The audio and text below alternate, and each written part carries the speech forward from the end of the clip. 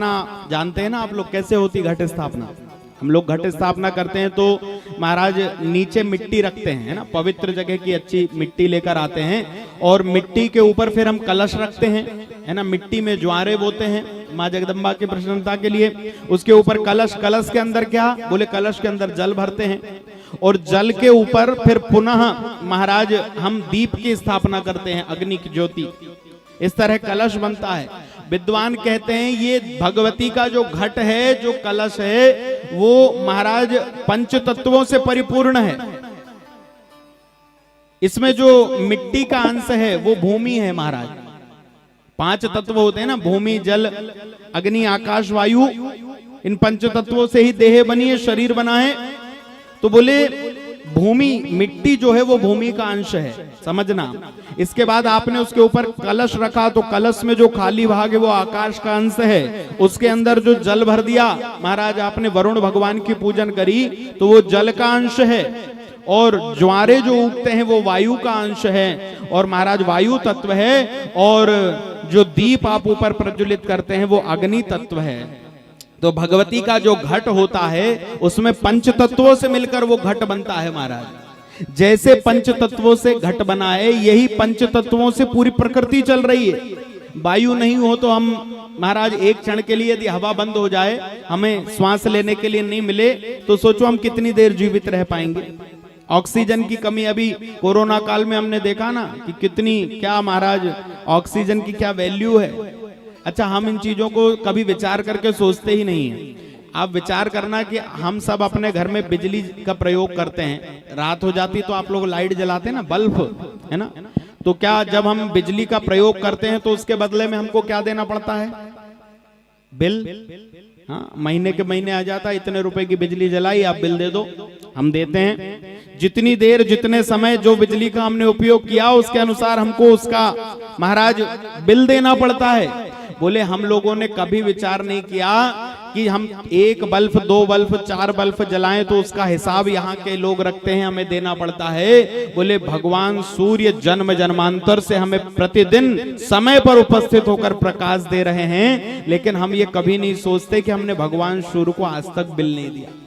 अच्छा, कभी भगवान सूर्य ने आपसे बिल मांगा भी नहीं, है ना, कि लाओ भैया मैं आपको इतना प्रकाश। और प्रकाश इतना तेजस्वी होता है, आरोग्यता प्रदान करता है। सूर्य की तेजस्वी किरणों से रोगराई शरीर के दूर हो जाते हैं, भूमि के जाने कितने दोष दूर हो जाते हैं। भगवान सूर्य आरोग्यता को देने वाले हैं, प्रकाश करने वाले, अंधकार को हरने वाले हैं। वो भगवान सूर्य हमसे कभी बिल नहीं मांगते।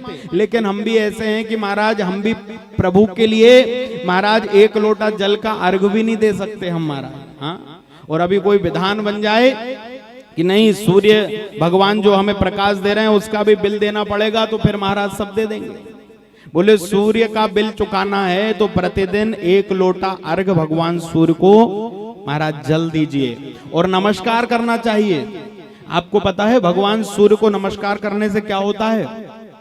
आदितस्य नमस्कारम ये कुर्वन्ति दिने दिने जन्मांतर सहस्त्रेषु दारिद्र्यम न उपजायते। भगवान सूर्य को नमस्कार करने से जन्म जन्म की दरिद्रता चली जाती है, दरिद्रता नहीं आती। तो भगवान सूर्य के प्रति ये हमारा कर्तव्य है कि हम जल का अर्घ दें, उनको प्रणाम करें, उन्हें नमस्कार करें, उनसे आरोग्यता की प्रार्थना करें। तो इन सारी चीजों से हमको ही कुछ मिलेगा महाराज, हमको ही फायदा होगा। बोले वायु देवता प्रतिदिन महाराज, जो वायु के द्वारा हम श्वास ले रहे हैं, इस जगत में हम सब जीवित हैं, लेकिन हमने कभी विचार नहीं किया कि महाराज हम इस वायु को पवित्र रखने के लिए अपनी ओर से भरसक प्रयास करें, कोशिश करें, ज्यादा से ज्यादा वृक्ष लगाएं। अब वृक्ष लगाना तो दूर, हम तो काटने में लगे हैं महाराज। हाँ, जहां देखो वहां दुनिया में बहुत विकास हो रहा है, भारत विकास की ओर आगे बढ़ रहा है, लेकिन एक तरफ विकास हो रहा है, दूसरी तरफ विनाश हो रहा है महाराज। विकास के नाम पे बोले जंगलों को काटा जा रहा है, पेड़ों को काटा जा रहा है, और उसी का कारण है कि महाराज प्रकृति असंतुलित होती जा रही है। नदियों को हमने छेड़ा, वनों को हमने छेड़ा, वृक्षों को हमने काटा, महाराज धरती को दूषित हम कर रहे हैं। हर जगह से गलती हमारी है। और उसके बाद में यदि प्रकृति विपरीत हो जाती, मौसम विपरीत हो जाता है, तो हम भगवान के ऊपर उंगली उठाने लगते हैं। अरे भगवान ने तो हमें कितना बढ़िया सजा धजा के संसार दिया था, हैं, किसी प्रकार की कोई कमी नहीं रखी थी। लेकिन अभी क्यों ऐसा हो रहा महाराज? आपने देखा होगा पिछले कुछ समय से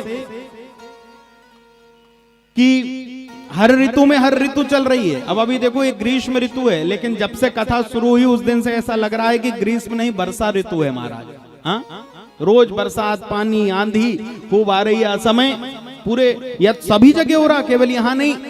प्रकृति असंतुलित हो रही है। कहीं ना कहीं हमारे आपके और यहाँ जो पूरे चराचर महाराज पृथ्वी के ऊपर लगातार जिस तरीके से हम लोग गलतियां कर रहे हैं, तो उसका परिणाम हमें ही भोगना है।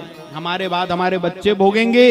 इसलिए समझदार व्यक्ति को चाहिए कि अधिक से अधिक वृक्षारोपण करे।